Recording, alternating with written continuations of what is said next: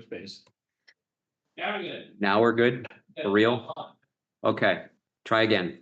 Pursuant to Chapter 22 of the Acts of 2022 as amended, this meeting is being conducted in a hybrid format. The public has been provided with adequate alternative means of access via Zoom, as noted in the posted meeting notice, along with access and participation instructions. As chair, I hereby notify all participants that this meeting is also being recorded by the town through Hadley Media and will be made accessible to the public. In accordance with Mass General Law, Chapter 30A, Section 20F, any person who intends to record or transmit this meeting must inform the chair at this time. Seeing nobody. I guess up first is our bond and S&P rating. But before we do that, let's let the Finance Committee convene their meeting. Okay, I'd like to call the finance meeting to order. And tonight in attendance, we have Peter Matusco, Andy Kopacki, Shardul Parmar, Paul Benjamin, and myself, Edie Hyde. Okay, and now I feel terrible that I forgot to introduce the select board. We have David Phil, Molly Keegan, myself, Randy Iser, Jane Nevin Smith, and Amy Parsons. Now we can move on to our bonded Standard & Poor rating. And stare at. Yes. So I guess, Linda, it's Recording in progress. just for you. All right. As you're all aware, we have just completed a bond review and bond rating process and sold the bond last week, which we will be closing on next week. Tonight, I've got lots and lots of papers for you to sign. And so when we're done with, when we're done talking, covering the topics, I'll be centering around the folders. The signature pages are on the front. I sent the electronic versions. If you wanted to look further into them, you could have done that, and you could still do that because you have them through your emails. We have tonight from Unibank Fiscal Advisory Services. We have David Eisenthal, who has been working with us on bonds since I started 10.5 years ago. And I don't know how many years before that you were, but he's guided us through all of our short-term borrowings, and we worked with him through our bonds for these buildings, which they're seeing for the first time tonight and like them. So those bonds were in fiscal 20 and 21. So it's been 5 years, and now we're doing, we have a almost $3 million bond. So I'd like, and also with David is Ben Oglesby, also from Unibank Fiscal Advisory Services. And they were happy to, they offered to come out, and I'm happy to have them to talk about what we went through in the process, the rating that we have and what it means, and anything that is relevant of the current bond that they should have. So go right ahead, David. Sure. Yes, sir. Ben and I are here before you. We are requesting a vote your board to award bonds that Linda sold last week. The winning bidder was SWBC, which is an investment banking firm in San Antonio, Texas. You should have a form of vote that was provided by bond.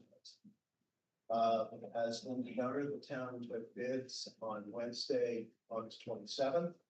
The town received 10 bids, which we're very happy about. The winning bid was at a true interest cost of approximately 3.44%, and the 10 bidders were pretty tightly clustered between 3.44% and 3.60%. As part of the issuance process, the town obtained a rating from S&P Global Ratings. Now, if you look at the history, previous to 2019, the town's rating was a AA+. The town got an upgrade from S&P in 2019, and S&P affirmed the upgrade in 2020. It has now been 5 years since the town has engaged with S&P. I'll note that S&P's rating criteria changed about a year ago. They were revised in September 2024. I'm not sure that this had a huge effect on your situation. I think the result probably would have been the same under the old criteria, and, I'll note the outcome. S&P assigned a AAA to the bonds and affirmed the same rating on the town's outstanding bonds. However, S&P placed a negative outlook on the rating. What that means is that there is some probability, less, not necessarily, an overwhelming probability, but a reasonable probability of a downgrade in the next few years. They really focus on the budgetary challenges that our town has been facing, and challenges that have required the use of fund balance, meaning free cash and stabilization fund, or what they pointed to the ambulance program and health insurance. And I don't know that the ambulance program by itself would have been the factor that it was without this very large increase that the town is seeing in health insurance. So, I think, and they look at, debt numbers, and the, economy of the town very positively. I think it's just a matter, AAA, it's the highest possible rating, so you have to maintain a high standard. And I think that the finances of late have been challenged. And a key thing here, although I don't want to portray this as being one directly related to the other, but the upcoming operating override that the voters will be considering the next few weeks, that should provide operating flexibility that could help the town maintain the AAA rating. I would say that it would be harder for the town to keep the AAA rating without the operating override. And this is important because we've got DPW project out there in the next few years, certainly that before S&P Global ratings in the next few years, and it's possible. The AAA rating, that would be in the town's best interest. So with that, Chairman, I'll leave any questions by board members or members of the finance committee. Anybody have any questions? I have one. If we get downgraded, I know you can't answer this definitively, but let's say we get downgraded back to AA plus. Do you have any idea how that would impact our borrowing rates? Would probably modestly affect the borrowing rates. AA plus is still a very strong rating. I don't expect that the town's rating would go below that. Mhm. But it also depends on market conditions. The difference between AAA and a AA plus depends on the structure of maybe borrowing and the market conditions in which the borrowing is done. So, 10%, possibly 500%, possibly, probably something. Okay, great. Thank you. I've got a question. When it comes to, are you also working with other municipalities? How is our rating compared to other towns in the area?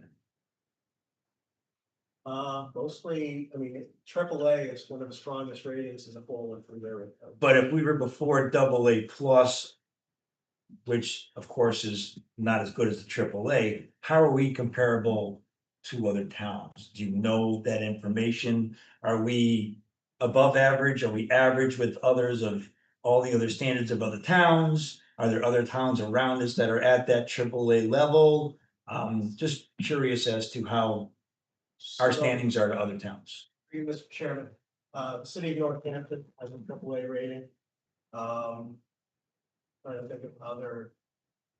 I don't think that there are many others in the Pioneer Valley anyway that have AAA rating. Most of the ones that I'm thinking of, other than Northampton and Hadley, are AA plus or lower. Okay. I think there may be a couple of AAAs out of the Berkshires. But to answer your question, sir, Hadley has a very, very strong economy. I mean, the statistic that we came upon that was interesting, retail sales per capita on this highway here, you know, clearly you are the shopping mall of the Upper Pioneer Valley, $115,000 per capita sales. I think the comparable figure in Northampton is 27,000. And it's lower in other communities where we just don't have the commercial establishments that you do here, but I think the local commercial economy is a major underpinning of the credit strength of the town. Thank you. David, just, I mean, we've had the benefit of seeing the report and some, participation in the process. But I think it might be worthwhile for people who are listening. Could you, you just highlighted the economic strength of the region, right? In particular in the town. And could you just also perhaps hit some of the highlights as to what supported the AAA rating? Well, even with the challenges, the finances are still pretty strong, and assuming that the town can sort of hold on and not draw down its operating reserves further and can replenish the reserves that it has drawn down, that would be a strength. I think that the debt numbers are reasonably modest. That's certainly a strength. Management, I think it's seen as a strength as well. So all of those support the AAA rating. Thank you. David, when you said the debt level is a modest level, is that the total debt or the annual payments? Well, it refers to both. I mean, look at the total debt that the town has. I think, it's not, it is compared to other communities, it's considered to be manageable.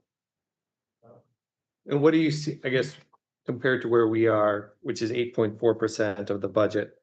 What is typically what you're seeing in other, or what is typical of other municipalities? I think 8.4 and up is typical. I mean, the thing is, you've also taken care, when we're sitting in one of the pieces of infrastructure that was taken care of fairly recently, your library, your fire substation, taken care of recently. I think that the concern would be is if you would be looking at major additional capital projects. We are looking ahead to the DPW facility, which you could add to the debt. That could depend, if you would want to think about how that would affect the debt load for the town. And is there a number, a threshold that we should be monitoring?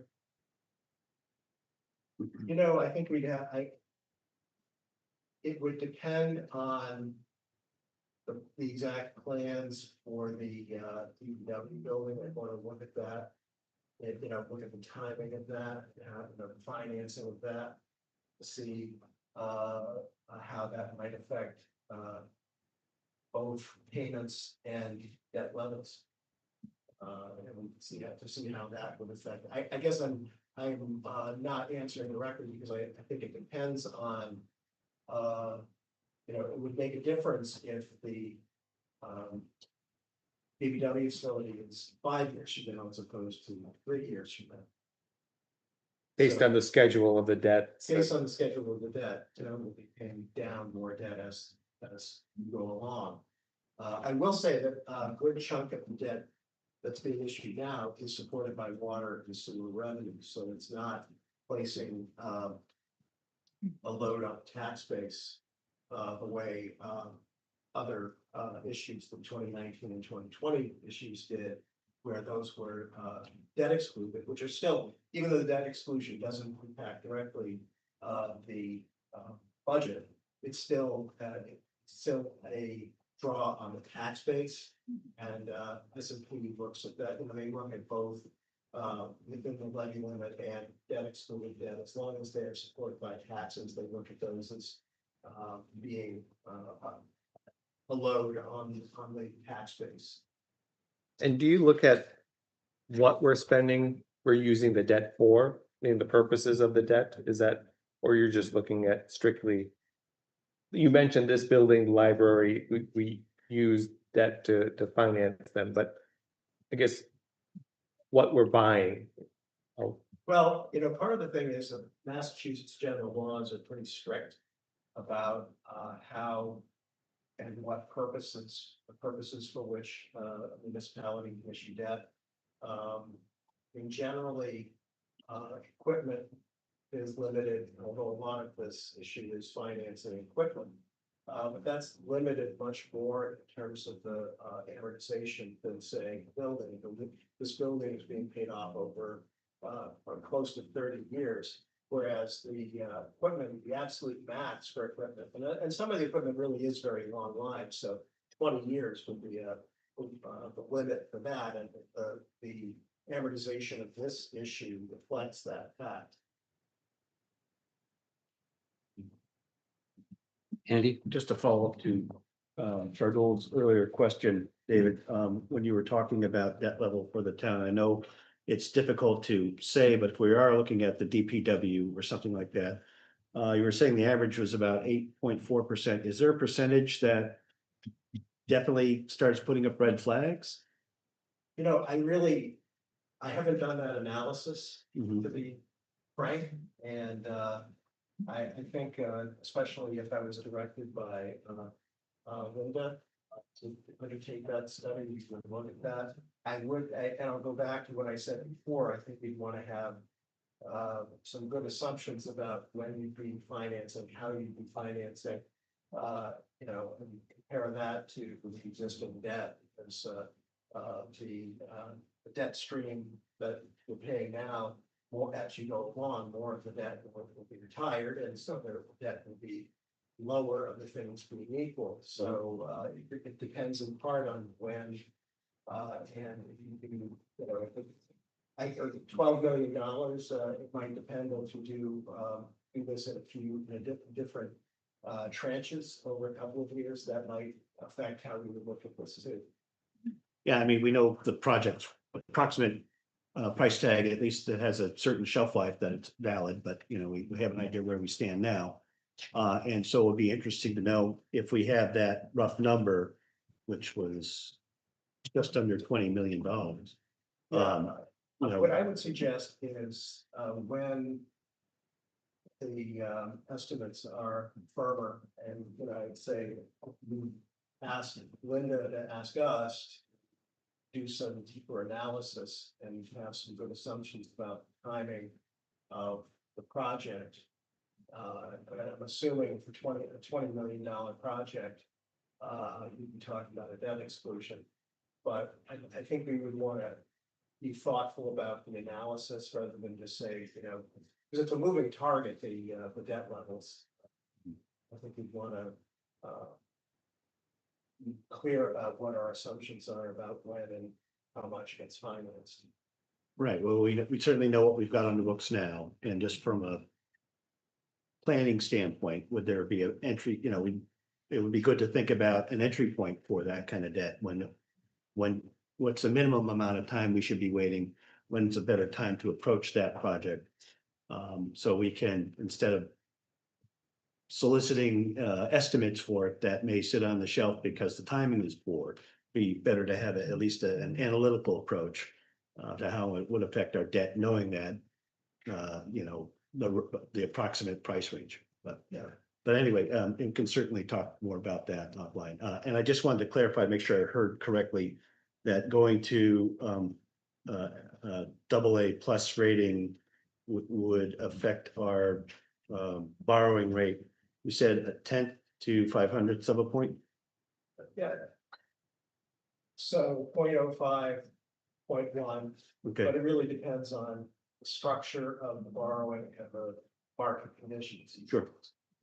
And that's not an aspirational goal, right? No, Okay, just making sure. no, it's not an aspirational goal, but I But you mean, want to get relative. if people might be watching this, it might be nice to know that, it's not, a 3% bump or something like that. Right. So, But I think one of the other differences with the AAA did that affect the number of bids that we have and the competitiveness of the bids for our town? And it's, even with the negative outlook, yet, and very high competitive bids. So I think you're asking about, it may not be just the rate, but also the competitiveness of the bid. That's a point though. Mhm. But, you know, I do think that the general structure, if you look at this building, the library, fire station, those are being retired over a fairly long period. I don't think it's especially rapid amortization, so you may not want to make a decision about the entry point, as you put it, for another project based on, you know, when there might be a big drop off in debt. So this is an analysis that, you know, we're not prepared to deliver that to you now. Sure. But would be happy to prepare something like that. Yeah. for you. David provided quite a number of options to us when we were doing the borrowing 5 years ago for these buildings. And his analysis depends on what we're looking for. At the time, we wanted to have even payments from year to year. We did not want to have a declining balance because that would have meant a higher jump and increase in the early years. And so we deliberately looked for one that was even. Now we're seeing the other side of that was we're not going to see the debt go down, that we can fill it again. But that's how it goes. We have our other bonds that are still, I think the 06 one's pretty much, I think we just finished that, and the 2014 bond is declining. So we have some other that are coming off the books in the next few years that will hopefully allow for this. Yeah, I did want to say that the last one, I don't remember how many bids we had for our first of the two bonds, but the second one, I recall specifically, I think we had 3 bids. And I don't know, that was, again, I keep going back to COVID, things were so different then, but that was a certain kind of market. I remember at the time we had to make the decision whether we should go out again or risk getting a higher bid or go ahead with it, because we need to have a minimum of 3, I believe, to go forward, and we had the 3. And so Go we with bought that. that. Go with fewer than three. Yeah. It's not, it's definitely suboptimal to have fewer than 3. Yeah. But I think it was also talking about market conditions. So October of 2020, I think a lot of issues with Russian market ahead of presidential election. So that probably affected the competitiveness of the bids, and just a lot of issuers were trying to stay ahead of the early November timeframe. I have a question on the OPEB. I didn't, I know that the last time when we originally got the AAA, I think OPEB was a big deal. The reason why we got the AAA. I didn't mention the triple or the OPEB right now. Is that not a factor? I mean, or It's still a factor. I think that the town, you know, maybe hasn't made as much progress since COVID, but I think still doing fairly well on that. So I don't see that as a very weakness at this point. Okay, looks like everybody's satisfied for now. I think we need to have a motion to accept these. I have to read this 5-page. David has a 2-page vote. Start from the beginning of this. Mhm. All right. Make a motion that I, as the clerk of the Hadley Select Board of the town of Hadley, Massachusetts, the town, certify that at the meeting of the board held September 3rd, 2025, of which meeting all members of the board were duly notified and at which a quorum was present, the following votes were unanimously passed, all of which appear upon the official record of the board in my custody. So the vote is that the sale of $2,825,000 general obligation municipal purpose loan of 2025 bonds of the town dated September 10th, 2025, the bonds to SWBC Investment Services LLC at the price of $3,000,000 $7,821.55. And accrued interest, if any, is hereby approved and confirmed. The bonds shall be payable on February 15th of the years and in the principal amounts. And bear interest at the respective rates as followed. Do I need to read the chart? So you have to move, John. I think that that's up to you as clerk of the board, All right, I'll pass on the chart. as long as it appears in the minutes. It does, yeah. Further voted that in connection with the marketing and sale of the bonds, the preparation and distribution of a notice of sale and preliminary official statement dated August 20th, 2025, and a final official statement dated August 27th, 2025, the official statement, each in such form as may be approved by the town treasurer, be and hereby are ratified, confirmed, approved, and adopted. Further voted that the bonds shall be subject to redemption at the option of the town upon such terms and conditions are set forth in the official statement. Further voted that the town treasurer and the select board be and hereby are authorized to execute and deliver a continuing disclosure undertaking in compliance with SEC Rule 15, Chapter 212, 15C 2-12, in such form as may be approved by bond counsel to the town, which undertaking shall be incorporated by reference in the bonds for the benefit of the holders of bonds from time to time. Further voted that we authorize and direct the town treasurer to establish post-issuance federal tax compliance procedures and continuing disclosure procedures in such forms as the town treasurer and bond counsel deem sufficient, or if such procedures are currently in place to review and update said procedures in order to monitor and maintain the tax exempt status of the bonds and to comply with relevant security laws. Further voted that any certificates or documents related to the bonds and the note, collectively the documents, may be executed in several counterparts, each of which shall be regarded as an original, and all of which shall constitute one and the same document. Delivery of an executed counterpart of a signature page to a document by electronic mail in a PDF file or by other electronic transmission shall be as effective as delivery of a manually executed counterpart signature page to such document. The electronic signatures on any of the documents shall be deemed original signatures for the purposes of the documents and all matters relating thereto, having the same legal effect as original signatures. Further voted that each member of the select board, the town clerk, and the town treasurer be and hereby are authorized to take any and all such actions and execute and deliver such certificates, receipts, or other documents as may be determined by them or any of them to be necessary or convenient to carry into effect the provisions of the foregoing votes. I further certify that the votes were taken at a meeting open to the public and no vote was taken by secret ballot, that a notice stating the place, time, date, and agenda for the meeting, which agenda included the adoption of the above votes, was filed with the town clerk and a copy thereof posted in a manner conspicuously visible to the public at all hours in or on the municipal building, and that the office of the town clerk is located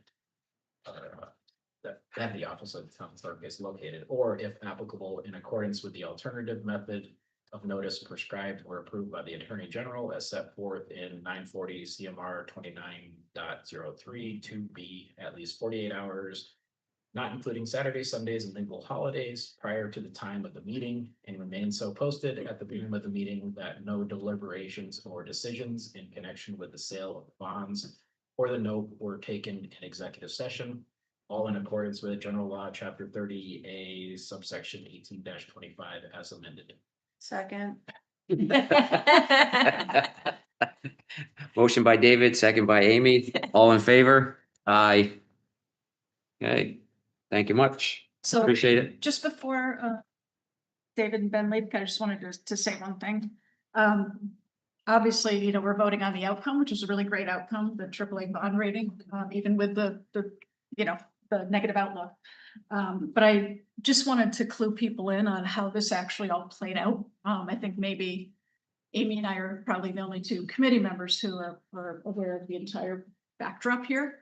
But when we had a meeting, I don't remember the date, July something on whatever, with the folks from Unibank talking about the strategy.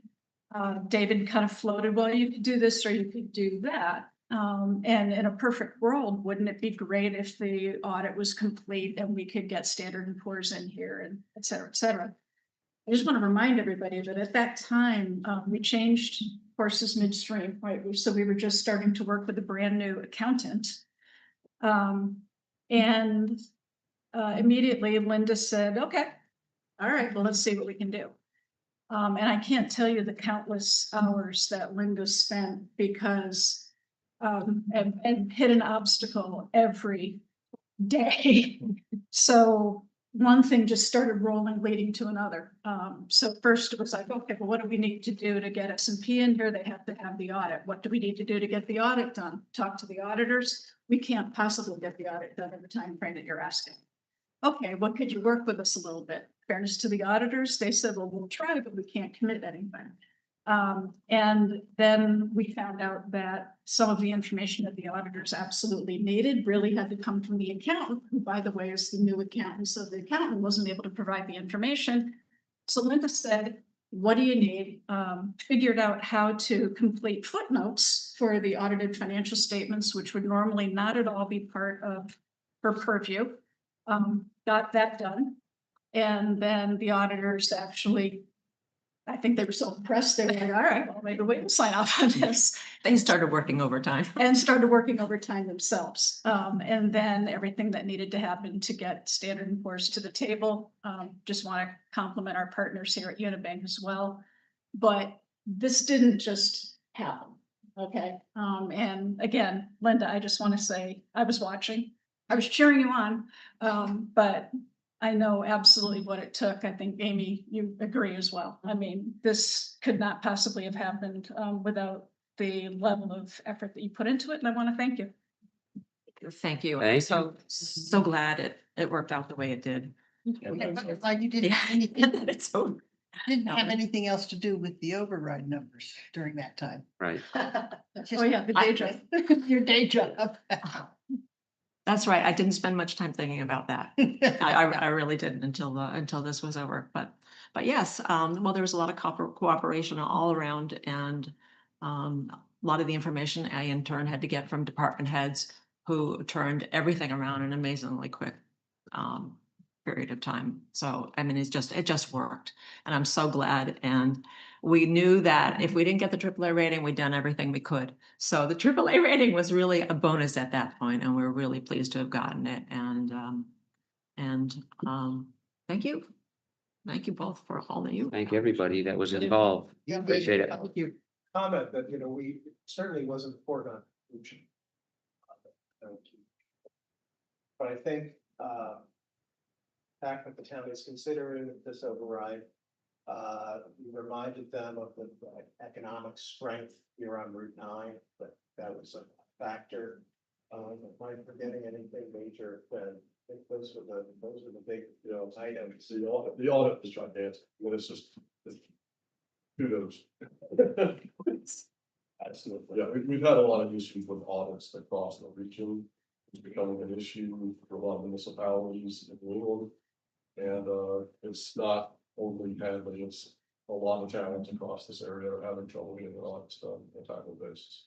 It has to do with people retiring, changes in the industry, a lot of other factors. I mean, it really is becoming an issue. So congratulations. And it used to be that you could, the rating agencies were looser in their requirements, so you wouldn't have had to have a 24 audit at this point.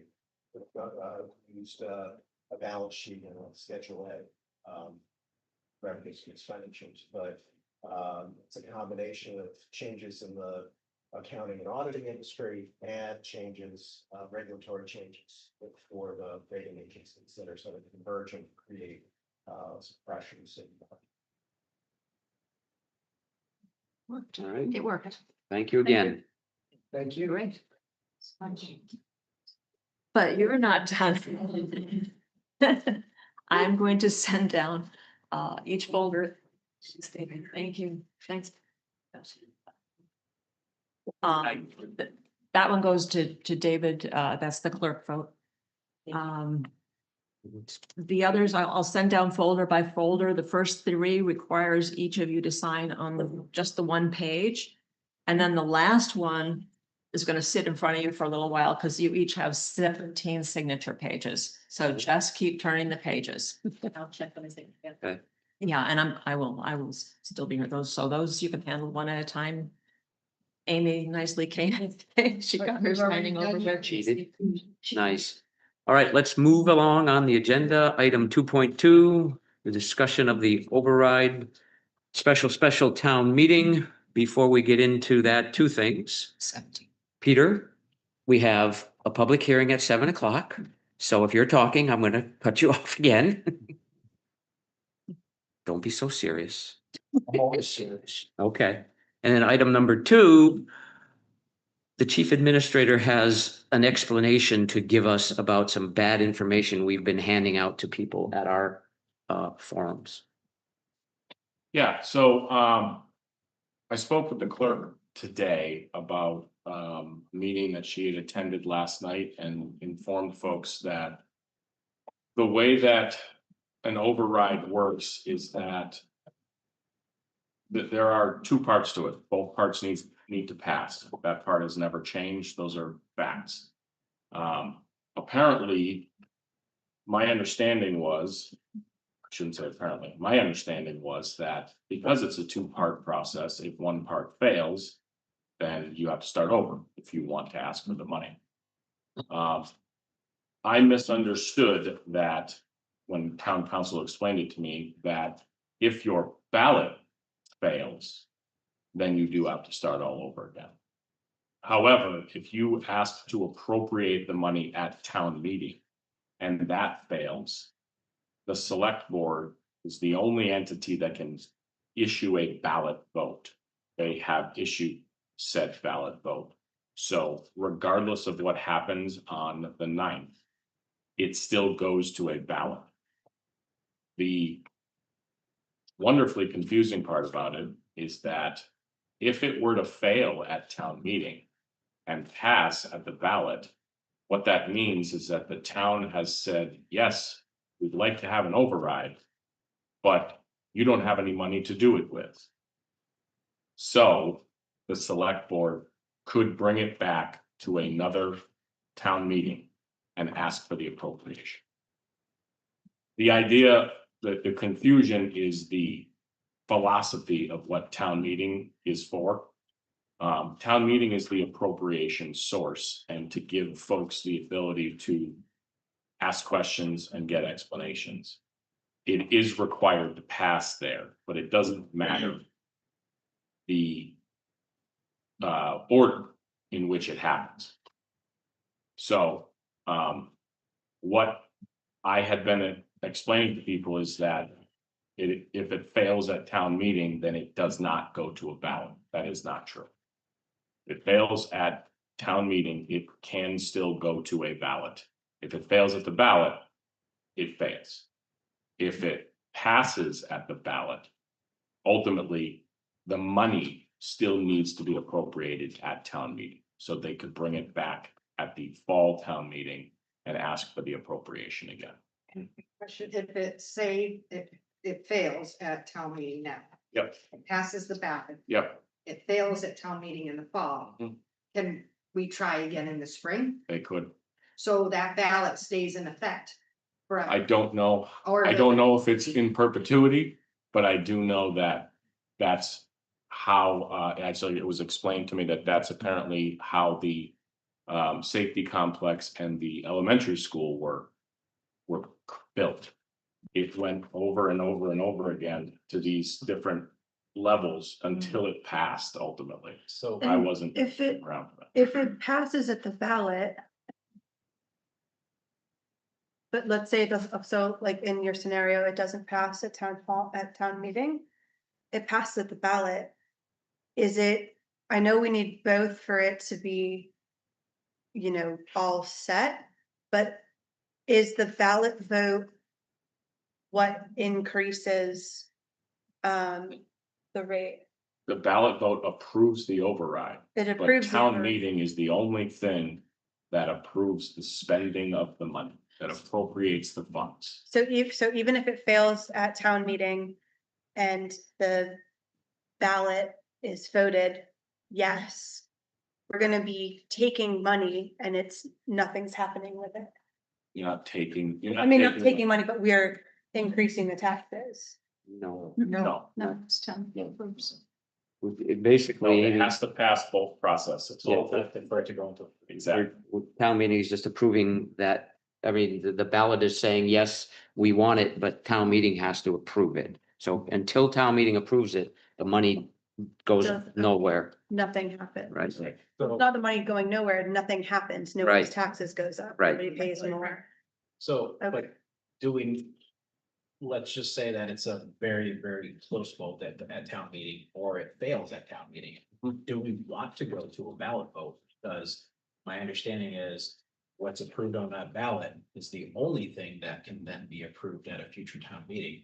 And so we kind of lock ourselves into amounts of dollars. Well, no. The last time we discussed, if someone wanted to adjust the question. The correct answer is that someone can adjust how the money is allocated. But they can't change the question. The question goes forward as it's written. But as an example, if someone were to make a motion that says, I don't want. I would like to amend the question so that the $530 some odd thousand for the fire department is not allocated and does not go to that source. And people agree and vote that through. Your question still goes to the ballot, but that money for that portion of it is not allocated. We cannot spend it, and we cannot spend it for that purpose. But it would still be taxed.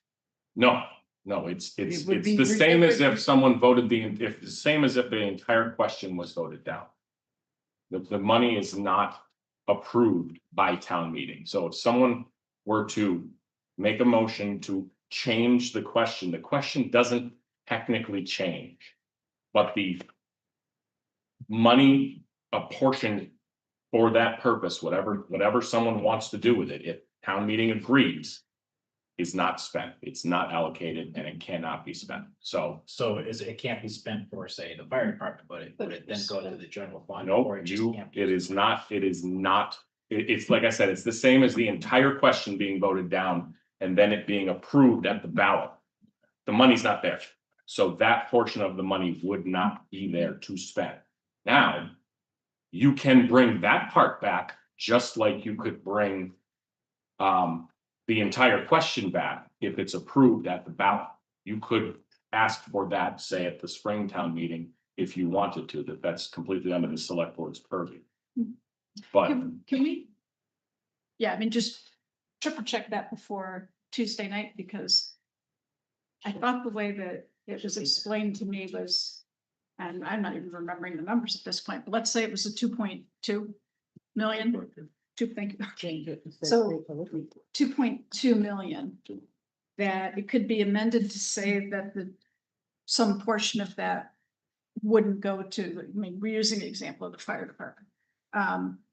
But that the 2.2 million would still be approved. It's just that money would have to go elsewhere. I didn't realize that it would not be spent at all. So I. well, no, I mean, it completely, what I'm saying is it completely depends on what the motion is. Mhm, okay. If the motion is, we do not want to allocate and approve $530 some odd thousand, then that's what the motion is, and that money is not, it's this, like I said, it's the same as voting the entire thing down.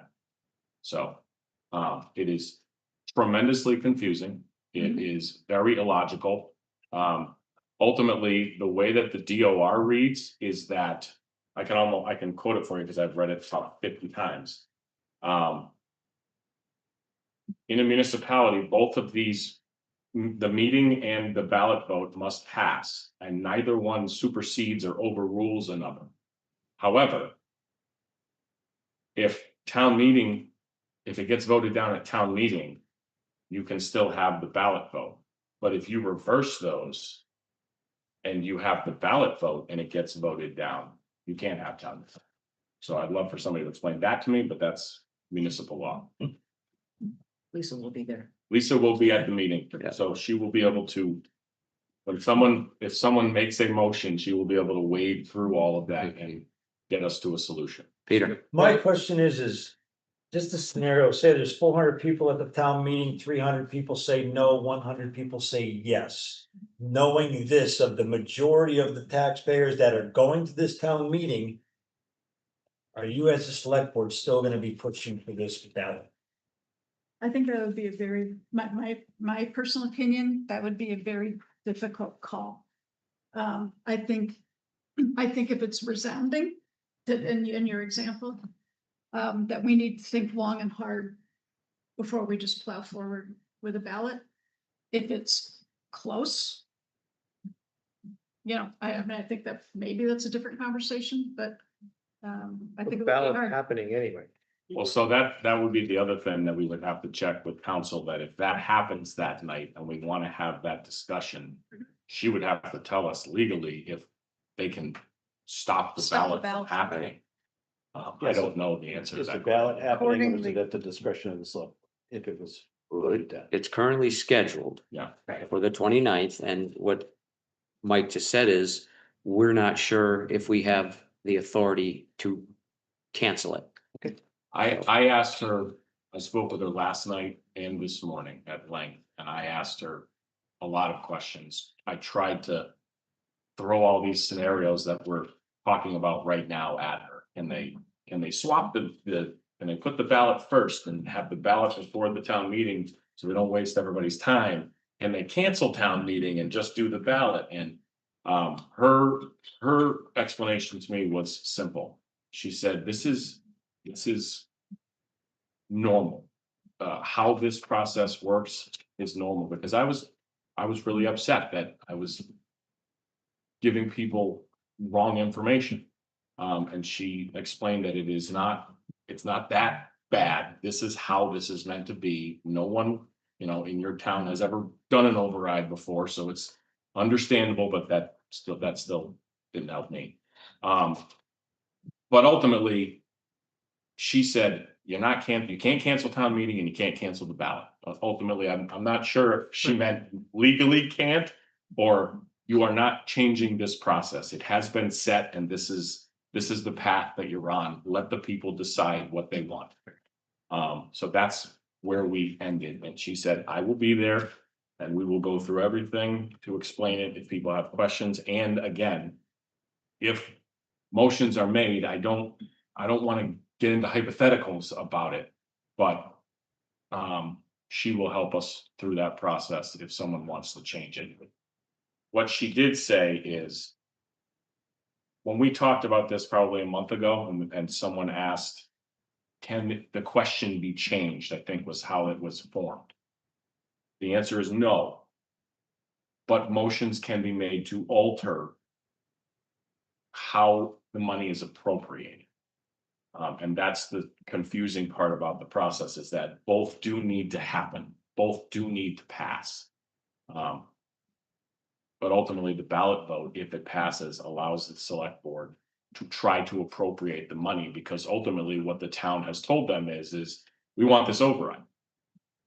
So, Jane, I think we should schedule a meeting for the 10th. So we can have a conversation.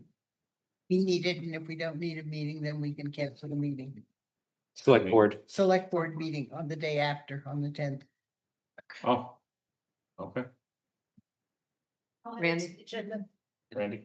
yes, Don't forget, there's a second question, yeah, the capital. yeah, So you wouldn't want to wash that away no, for not having a Mhm. positive result on the other. So I think that the only way, I mean, you have to follow, if capital stabilization question passes at town meeting, even if the other fails, I think we'd want to go through oh, with it. definitely, yeah. But, and I also think then if you've got a ballot in front of you, we can't say, oh, you've got a ballot with 2 questions, but only answer question 2. I think you're kind of in it if either of them Mhm. passes. I agree. So Jane, I don't know if you guys heard, Jane wants to have a meeting on the 10th. If we need it. Everybody good with that? Okay. We're good with That's a good that. idea. Yep. Okay. So I know that we're gonna, that there's gonna be a motion right away to ask for a ballot vote for the town meetings. Secret. Right, so that, you know, it's a big deal that in some people are uncomfortable, what is my neighbor gonna think? I wanna do this, but they don't want it, even same households. You know, it's a very difficult situation. I mean, there's a lot of yeses and a lot of no. So, one, it would be more accurate. And number two, you're not gonna be looking at your neighbor saying, what did you do?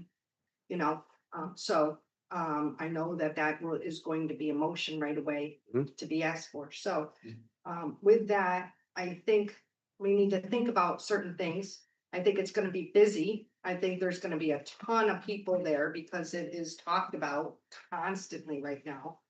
And so I think we need to have, have a plan. And I know that, in some cases, when I see town meeting getting prepared, maybe it's just one or two people, but if we need extra help, I think maybe, other, department heads our departments need to be in there. We need to help out. I know if we have two rooms, the meeting can't be in two spots. So we need more help there. Yep. We're So, working on. We already have that all in motion. okay, And so we have enough people. tellers, The the cafeteria. tellers, the It's in the counters. cafeteria. Yeah. To go to No, a we're ballot using both vote. ones. Oh, Yes, okay. we The need. issue is the Yeah. cafeteria has the screen, this the other doesn't, Well, so. the ballot, we're but I gonna mean, have to that town type it in. meeting. No, that ballot, but I think what she's referring to is a ballot vote at town meeting Yeah, rather than we're raising your counting. hand. We're gonna be. Paper, Paper vote. a paper ballot. So Okay, We'll I just check wanted, her. I wanted to know if we need to discuss anything, but to prepare really well ahead of time if there's anything. Yeah, that's, Figure it out. that's We gotta Jessica's bring department, somebody and else I'm sure she knows. Yes, Yes. we've been check checking out one that will go through the automatic machines. All of this prep. Okay, you got this one. Jessica's been prepping, she has the cards cut, she has different ways of doing it, she's been working on this for a couple of weeks now. Okay. And we've been in contact with Alex, the Nick, and we have it set up with the schools to have the gymnasium is the primary, with the cafeteria is the secondary. Kirk Watley is aware of it, he was talking to Jessica about maybe needing a substitute moderator, or not a. Yeah. what do you call it? Secondary. Secondary moderator for the second room. Yeah, we've done that before. So we've been covering all of these bases. I know it's gonna be a big one, but we did tiny houses and that was pretty exciting too, tiny houses. Bison farm. Curiosity, how many people does the auditorium hold? Or the gym? Jim? Yeah, more than the cafeteria. Yes. We're The getting there. cafeteria, We spoke with Jeff the other day, and I think that we may be able to even pull the bleachers out and have chairs on the floor and use the bleachers as well. So I think we'll have a good shot at getting everybody in there. My Just concern is correct. just the audio visual situation, Yeah. so we'll be working on that as we get closer. So, Mr. Chair, as the former moderator, if there is a vote, like you said, first off, to do secret ballot, Yes. is that question specific or for the whole thing? So it would be question 1 and 2, both secret, or just for that It would first be for the question? first question. Just for the first question. question. We could post I it think for- there's plans for both. Yeah, Yeah, I mean, Good. it depends on the Okay. motion, depends on the. Two paper ballots, Yeah. maybe even the third. yeah, I mean, somebody could make a motion to do them both. Oh, okay. So Okay, it wouldn't and- be just for, like, they'd have to do it for the first question and then get through that and then do another one for Yeah. the second. Right. Okay. So I do apologize for the confusion. Luckily, we got the correct answer before we had any of those meetings or any of the votes and everything, but I'm sorry for that misunderstanding with council. So Well, at the end of the day, Mike, I don't think it's not gonna cause any real issues other than confusion, which I think we can talk through that at town meeting, so I think you should be able to sleep tonight. I hope. so Down the road, though, maybe we could get clarification how long if the ballot Yes. says. yes, yes, absolutely. Yeah. How long does it last? If it's a yes vote, yes. Town council will be at the meeting. All right, it is 7:00. And we have a public hearing scheduled, a poll hearing North Branch Road for Eversource. Jennifer, is this you? The gentleman out there who's talking is from Eversource. Okay, Do you have anything else for us to close out, get out of here? I think not. Is there any more to, do we need to come back to anything about the special town meeting before you go? I don't have any. We'll meet before the meeting as usual. As usual, at 6 o'clock. 6:30. I think, oh, so 6 o'clock maybe, since it's such. I think 6, just in case. 6 o'clock. Yeah, At Hopkins. Yes. yeah, all go to that. Snacks. No. Shardul's got a bunch of snacks at the hotel he can grab. No, The mother. For the, yeah. I It's on don't know. Tuesday. I would imagine they are. Tuesday. Haven't heard anything. Monday. Tuesday at 6. Okay, Oh, you're up. Yep, motion to adjourn the finance committee. Okay. Motion by Paul, second by Shardul, all in favor. Aye. Thank you. thank you, folks. Bye. Have a good rest of the night. Okay. So Jennifer, tell us about this whole request for North Branch Road. Eversource contacted the town about requesting 2 fully owned poles for reconstruction for electrical service at 3 North Branch Road and an upcoming one at 4 North Branch Road. And I hope that there's a representative here from Eversource that would like to speak to that. And when you say fully owned poles, you mean privately owned or? Out of Eversource, but this gentleman right here is going to answer those questions. Yeah, they're fully owned pretty much. Usually we split things with Verizon. Could you tell us who you are, please, sorry. sir? I'm Tyler Moore. I work as at Eversource. I am the field tech for Hadley and some other towns, but Take that and speak into it so everybody at home can hear you. Thank you. so fully owned just means that usually we would split poles with Verizon. In this case, they said they don't really have anything down there, Mhm. which so that doesn't, I wanted to think affect the town so much as our relationship with Verizon. Yeah. They would be on the town tank, hence the petition. The design presented is the minimal infrastructure needed to provide electricity to the house at 3 being built, but also account for, it will also cover the house on lot 4 that is coming in the very near future. It also allows, should this road ever be extended, we wouldn't have to change anything in this area. It anticipates potential future construction.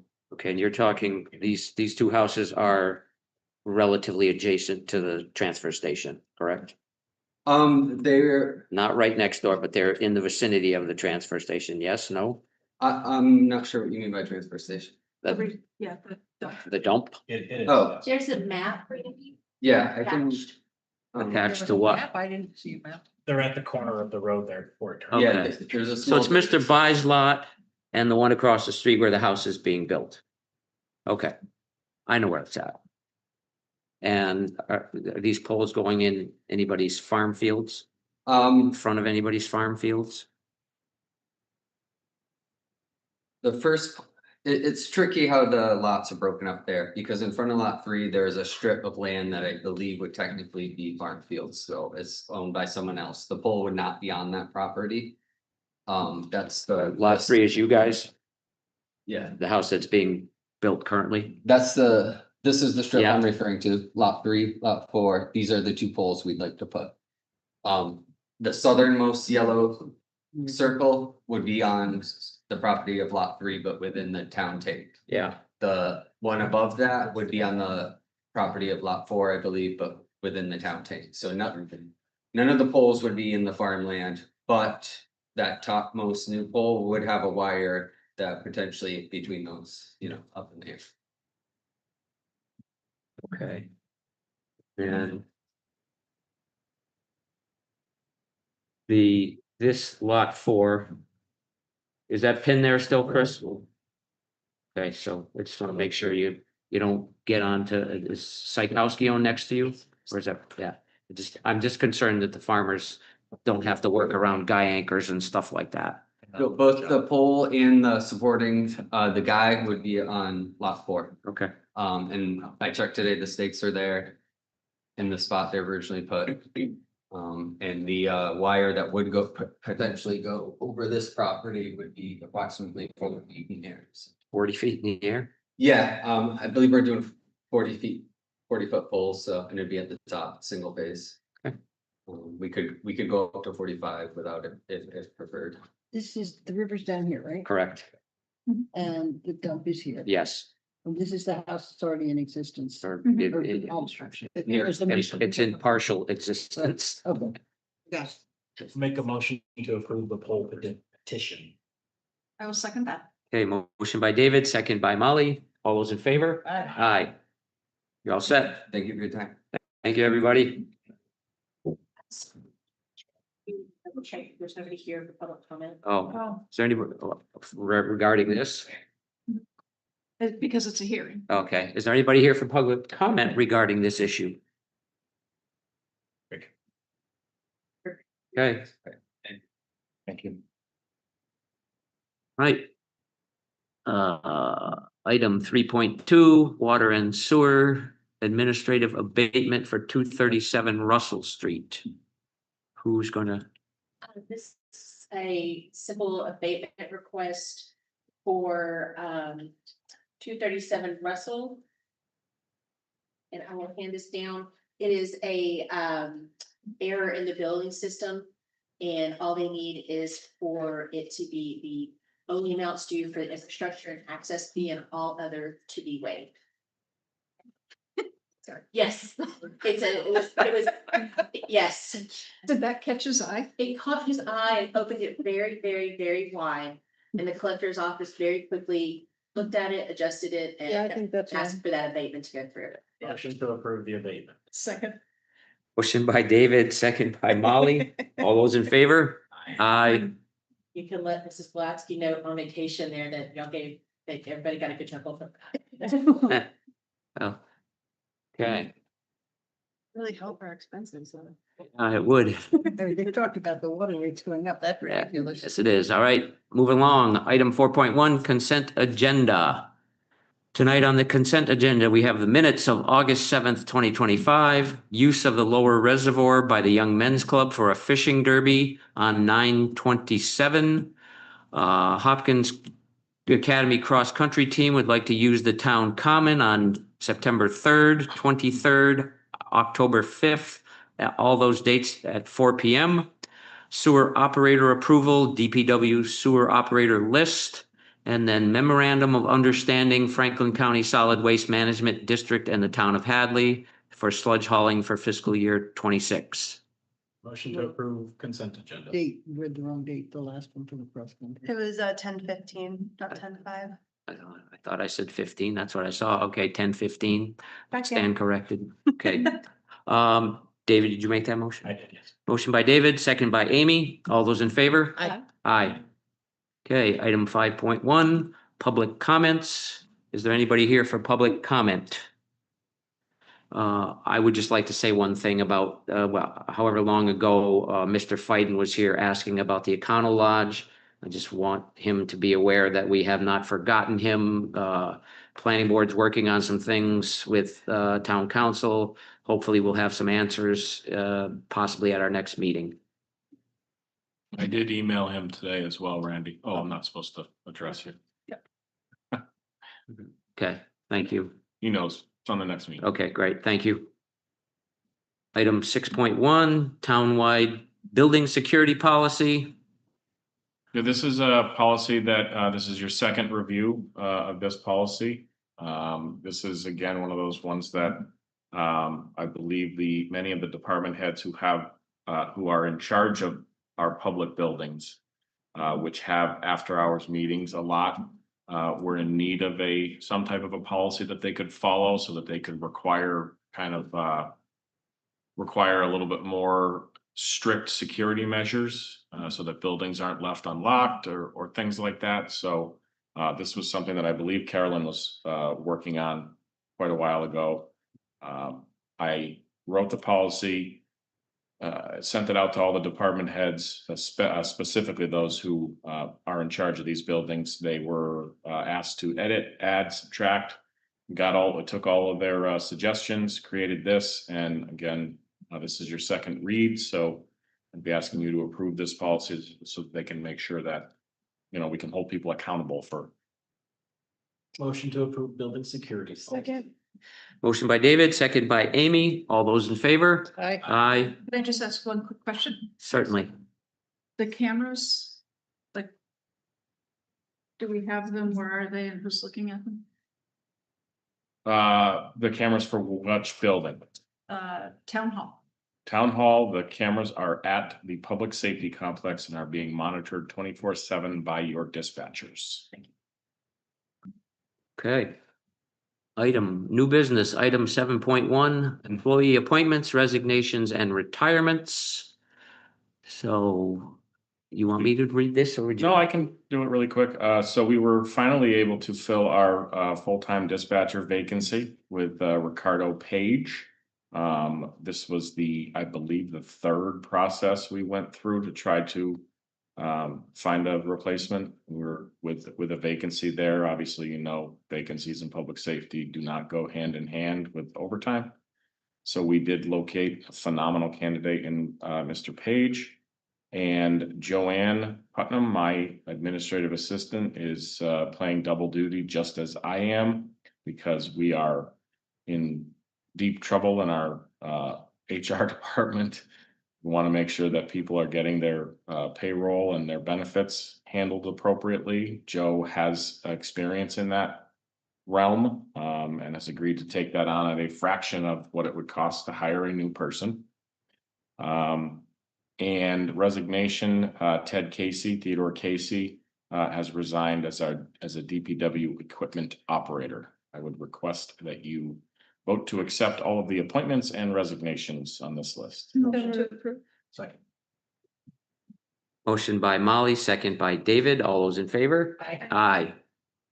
Okay, item 7.2, unexpected operational spending policy review. So this is your first review of this.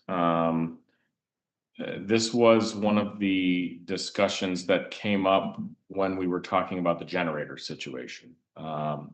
I wrote this policy and I forwarded it to finance and to select board to edit, as well as several department heads who would likely be involved in a process like this.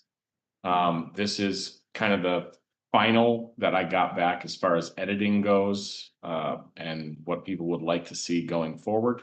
So this is your first review. You can send me emails, call me, however you want to do it, on edits or comments, and we can bring it back a second time after you have a chance to really review it. Ultimately, what it comes down to is this is another check and balance that we want to put into place to ensure that the town's money is being spent wisely, and that we are making decisions based upon the best interest of the town, and we're not just allowing one person, say one department head, to make those decisions. We're going to bring a group of folks in to work through these issues. Okay, can we bring that back to our next regularly scheduled meeting, please? Sure can. Thank you. All right, there we, item 8.1, town administrators report. Only two changes in this. I will pull the payroll and benefits manager out of the positions in the interview and posting process because we just went over that tonight. And the only other notification is in the miscellaneous section, which is Jennifer was going to be postponing the Citizens Academy. We just have too much prep to do with the override situation, and she wants to give people a little bit more time to sign up. Good decision. Yeah, we still have space for a few people. And as you know, department heads are prepping for town meeting. And so starting the class, everybody was starting to give you the stink eye. So I thought we'd just postpone it and let everybody take a breath. Okay, that sounds like a grand idea. Thank you. All right, liaison report. Anybody have any? Yeah, just quickly. Obviously, the financial management team goes without saying what everybody's working on there. And liaison to the university, Mike and I have a scheduled meeting with the chancellor, which is happening next Tuesday. What else is happening next Tuesday? No. That won't be a busy day at all for us. Yeah, nothing else to do that day. But that's usually an opportunity to find out what's on, UMass's mind relative to, yeah. So we'll have information to share once that meeting takes place. I guess. Okay, anybody else? Hearing none. Item 10, announcements. Anybody have any announcements? I have condolences, but anything else? Okay. I don't see anybody jumping up and down. Okay, then on behalf of the select board, I'd like to offer condolences to the families and loved ones of the following individuals. Jeff Sadlowski, Don Bollier, Renee Humpage, Malcolm Fisk, and Leslie Iredell. All of whom have passed over the past several weeks. Thank you. I'll make a motion. You will? Yeah. Please do. All right, I'm gonna make a motion that we move into executive session per provisions of Mass General Law, Chapter 30A, Section 21A7, to comply with or act under the authority of any general or special law or federal grant and aid requirements, purpose 7, specifically to the open meeting law, general law, Chapter 30A, subsection 22F and G, to review and or approve executive session minutes and have a quarterly review of And, them. and not too And we're not gonna reconvene an open session today, beautiful. anytime. Second. Okay. Motion by Amy, second by Jane. As Chair of the Hadley Select Board, I state that the board has moved and seconded to enter into executive session, and that I state that discussing the matter in open session will have a detrimental impact on the bargaining position of the town of Hadley. Roll call vote, please. Phil, Yes. Keegan. Yes. Isaac. Yes. Nevin Smith. Yes. And Parsons. Yes. Thank you. Okay, good night, everybody. everybody.